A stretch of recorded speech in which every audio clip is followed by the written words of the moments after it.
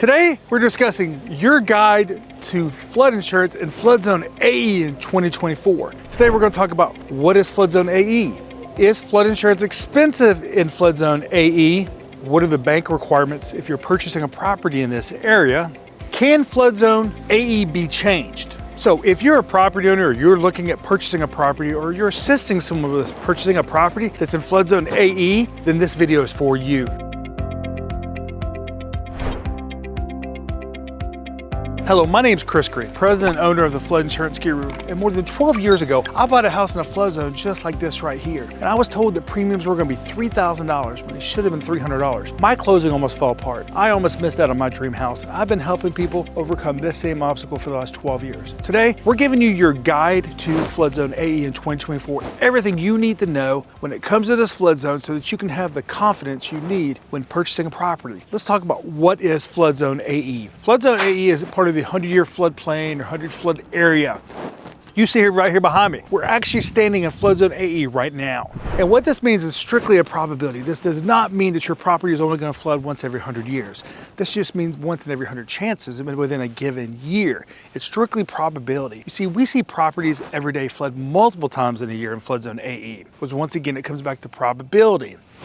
What about bank requirements? This is a big one we get when it comes to Flood Zone AE. It's important that you understand this. If you're buying a residential property in Flood Zone AE and you're taking out a mortgage, the bank is going to require you to purchase flood insurance. But how much? Generally, the bank is going to require the lesser of these two things. Either the max amount through the National Flood Insurance Program, which is $250,000 on residential property, or the loan amount. It's generally the lesser of those two. So going in, you want to make sure that you understand that. Now, is flood insurance expensive in Flood Zone AE? Now, here's the good news. With the National Flood Insurance Program, flood zones are no longer used to determine rates. What are used are things like you can see right here from us. Elevation, where we're at, distance to water, type of flooding. Is it coastal? Is it lake? Is it river? Replacement cost of the property, and the flooding frequency. These are all things now the National Flood Insurance Program uses in determining their rates. So they're no longer using this flood zone designation, which for a long time they did. Now, when we talk about it being expensive and potentially requirement, what are the flood insurance options in Flood Zone AE? Well,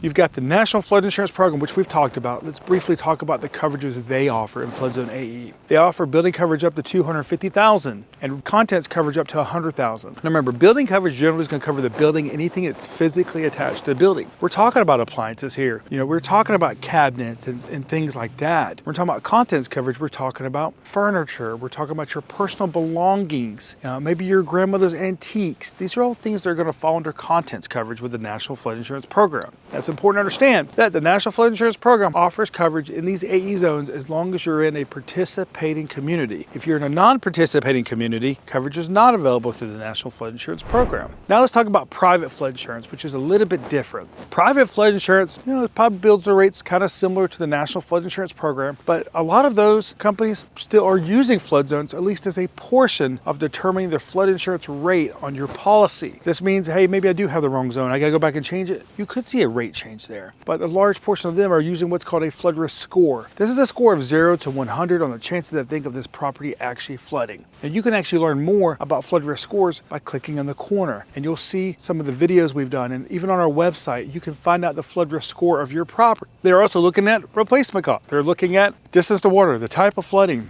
frequency. If it's in a 20-year flood area, if it's in a 100-year flood area, these are all things that private companies are looking at. But when it comes to coverages, they offer more than the $250,000. They offer more than $100,000 in contents coverage. And they also offer something called additional living expenses. We had a property owner this happen into Flood Zone AE in Nebraska, where her property flooded and so did her neighbors, but she actually had a hotel provided for about 6 months because she had living expenses on her private policy, something the National Flood Insurance Program did not offer. So those are the different flood insurance options and coverages in Flood Zone AE. Now, what about if you think you're in the wrong flood zone? Can you change Flood Zone AE? Yes. It's something we help people with every day here at the Flood Insurance Guru. In fact, it's something we verify when we're doing a flood insurance proposal for someone if someone's in the wrong flood zone. Things you want to take a look at are an elevation certificate. And you want to look at the lowest adjacent grade on that elevation certificate. It's usually in section C.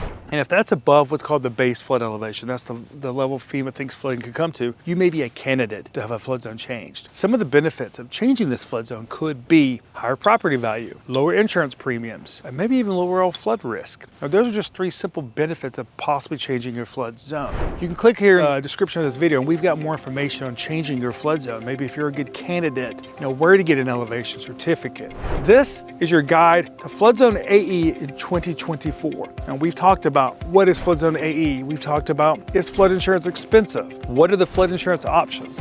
And can you change Flood Zone AE? So if you want to learn more about Flood Zone AE, or you're ready to take the next steps of getting your flood insurance quote in Flood Zone AE, 3 simple steps. Step 1, fill out the form on our website. Step 2, connect with one of our flood risk advisors. And step 3, pick the policy that best fits your needs. My name is Chris Green, president and owner of the Flood Insurance Guru, and I'm gonna say thank you for tuning in to today's video on your guide to flood insurance and Flood Zone AE in 2024.